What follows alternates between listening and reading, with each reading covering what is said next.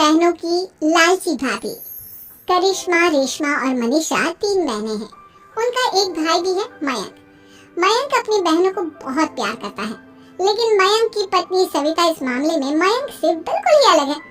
वो अपनी ननदों का जितना बुरा कर सकती है उतना बुरा करती ही रहती है और अपनी ननदों पर हुक्म भी चलाती है। करिश्मा, करिश्मा, तुमने अभी तक नाश्ता नहीं बनाया? तुम्हारे भैया को ऑफिस जाने में देर हो रही है। हाँ भाभी, बस अभी बनाती हूँ। करिश्मा, तुम ये ढीलापन छोड़ दो। कल को पराये घर जाना है। वहाँ अगर तुम इस तरह से काम करोगी तो लोग क्या कहेंगे कि माँ ने और भाभी ने कुछ सिखाया नहीं। और तुम्हारी दोनों बहनें कहाँ हैं? रेशमा मार्केट गई है और मनीषा सो रही है। क्या? सुबह के 8 बज रहे हैं और ये महारानी अभी भी सो रही है? ये कहते हुए सविता अपनी सास दुर्गा देवी के पास जाती है। माँ जी, देख रही हो अपनी बेटियों के तौर तरीके? क्या हुआ बहू? सुबह सुबह क्या कर दिया मेरी बेटियों ने? अरे एक तो अभी अभी उठकर किचन में गई है, दूसरी सुबह सुबह बाहर चली गई और तीसरी अभी तक सो रही है। क्या करूं मैं इन तीनों का? मैं तो परेशान हो गई हूँ। जा जाकर उठा उसे, रेशमा से मैं बात करती हूँ। सविता सीधा मनीषा के कमरे में जाती है और उससे कहती है, महारानी जल्दी उठो, सूरज सर पर आ गया है। भाभी थोड़ी देर और सोने दो ना, मैं रात को लेट सोई थी। वो क्या ना यूनिट टेस्ट चल रहा है। शराफत से उठती है या नहीं, या फिर पानी की भरी बाल्टी डालो तेरे ऊपर। नहीं भाभी, मुझे बिस्तर में नहीं नहाना, उठती हूँ मैं। मनीषा जल्दी से उठकर बाथरूम में चली जाती है।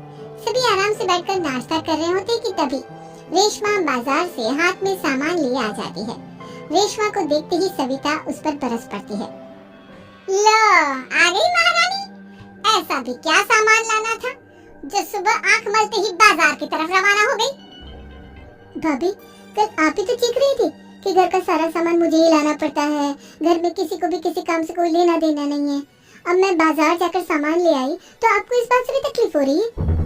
देख रही हो माँ जी, अपनी बेटी की जुबान कैसे से भी तेज चलती है। और मयंक, आप तो कुछ कहेंगे नहीं अपनी लाडली बहन को। रेशमा, अपनी भाभी से ऐसे बात नहीं करते। चलो माफी मांगो। भैया, मैं क्यों माफी मांगू? आप भाभी से बोलिए ना कि हम पर कम हुक्म चलाया करें। हम इस घर की बेटियां हैं और आपकी पत्नी की ननद है, नौकरानी नहीं। लो कर लो बात। इनकी भलाई के लिए कुछ भी बोलो तो इन्हें बुरा लग जाता है।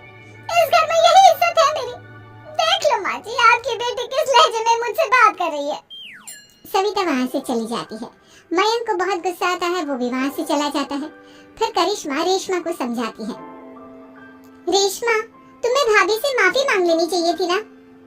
लेकिन दीदी, मैंने कुछ किया ही नहीं, तो मैं माफी क्यों मांगू? हाँ करिश्मा दीदी, रेशमा दीदी जैसे ही घर में आई भाभी ही उन पर चिल्ला रही थी। हाँ, मैं मानती हूँ कि गलती भाभी की थी। मैं तो इसलिए बोल रही हूँ कि भाभी ने माँ को तो पूरी तरह अपने वश में कर लिया है। वो हमारी बात सुनती ही नहीं। मयंक भैया हमारे लिए हमेशा खड़े रहते हैं, इसलिए उनकी बात का मान तो तुम्हें रखना चाहिए था ना। कोई फायदा नहीं दीदी, कुछ दिनों की बात और है, भाभी उन्हें भी हमारे खिलाफ भड़का देंगी। फिर वो भी माँ की तरह हमारी किसी बात का विश्वास नहीं करेंगे।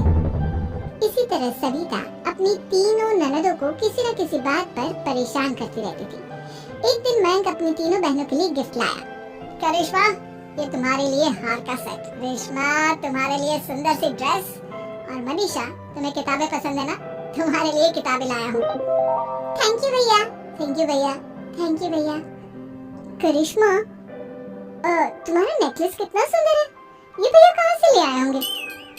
मैंने भैया को 3 दिन पहले फोन पर ये डिजाइन दिखाया था और आज भैया ये ले आए। सविता तो अपनी ननदों के गिफ्ट्स देखकर जल गई और करिश्मा का नेकलेस तो उसे भी बहुत पसंद आया था। अपनी बहनों के लिए कितना अच्छा नेकलेस लेकर आए हैं, मुझे कभी कोई गिफ्ट नहीं दिया। मैं आज ही ये हार चुरा लूंगी।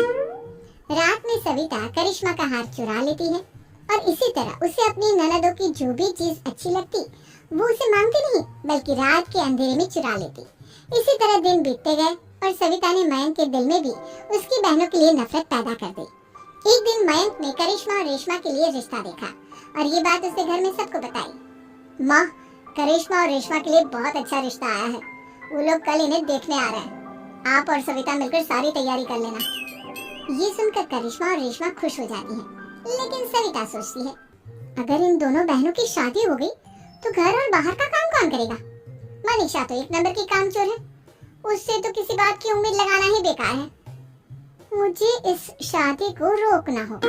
अगले दिन सभी लड़के वालों के स्वागत की तैयारी करने में लगे होते हैं। तभी मयंक अपनी बहनों से आकर कहता है, तैयार हो गए तुम दोनों? देखो दोनों लड़के बहुत अच्छे हैं, मैं कोई कसर नहीं छोड़ना चाहता, इसलिए तुम उनके सामने अच्छे से बिहेव करना और अपनी भाभी से लड़ने मत लग जाना। करिश्मा, तुम वो नेकलेस पहन लो ना जो मैं तुम्हारे लिए लाया था। भैया मैं बहुत देर से वो नेकलेस ढूंढ रही हूँ, लेकिन मुझे मिल ही नहीं रहा। क्या तुमने नेकलेस खो दिया? तुम्हें पता भी है वो कितना महंगा था? तुम कोई काम ढंग से नहीं कर सकती। मयंक गुस्से में वहाँ से चला जाता है।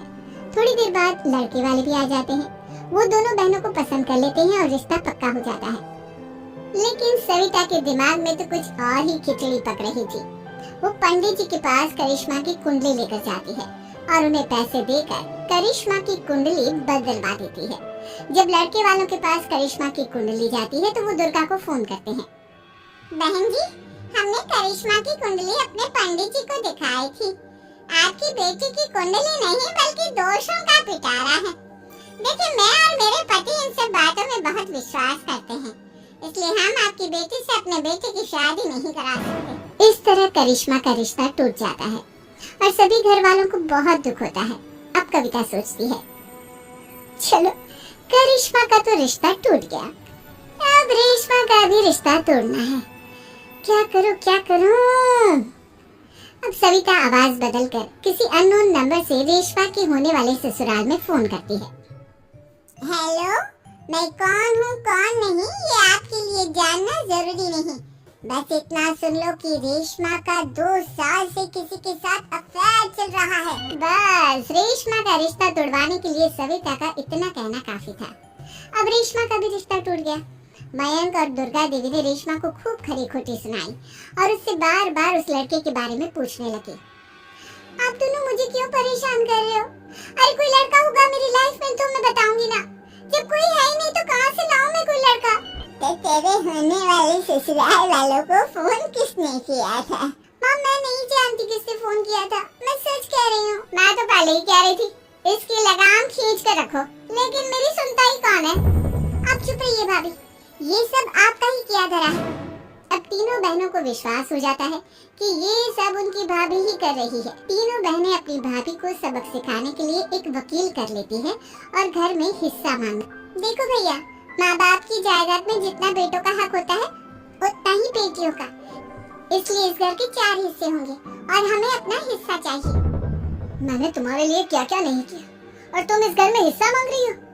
भैया, आप और माँ हम बहनों की कोई बात नहीं सुनते हो और भाभी हमारी शादी नहीं होने देगी क्योंकि उन्हें लगता है कि आप हमारी शादी में ज्यादा पैसा लगाओगे और उन्हें हम जैसी फ्री की नौकरानी कहाँ मिलेगी। तो हम भाभी के साथ तो रह नहीं सकते, हम बहनों को अपना हिस्सा चाहिए। अरे तुम्हें शर्म आनी चाहिए अपनी भाभी पर ऐसा इल्जाम लगाते हुए, वो तुम्हारे बारे में कितना सोचती है। हाँ माँ, भाभी हमारे बारे में बहुत सोचती है, दिन रात बस यही सोचती रहती है कि किस तरह से अपनी तीनों ननदों को परेशान करूं और कभी मुझे पढ़ने भी नहीं देती। दोनों बहनों का रिश्ता भी तो इन्होंने ही तोड़वाया है और रात में हमारे कमरे में आकर हमारी चीजें भी चुराती हैं। इसी तरह सविता की तीनों ननदें अपनी बात पर अड़ी रही। अब कोर्ट में तारीख भी शुरू हो गई। जब सविता को लगा कि उसकी तीनों ननद इतनी आसानी से नहीं मानने वाली, तो उसने अपने पति और सास को सारी सच्चाई बता दी और अपनी तीनों ननद से माफी मांगी। मयंक और दुर्गा को भी अपनी गलती का एहसास हो गया। अब सविता खुद करिश्मा और रेशमा के लिए अच्छा रिश्ता ढूंढती है और उनकी शादी करवाती है।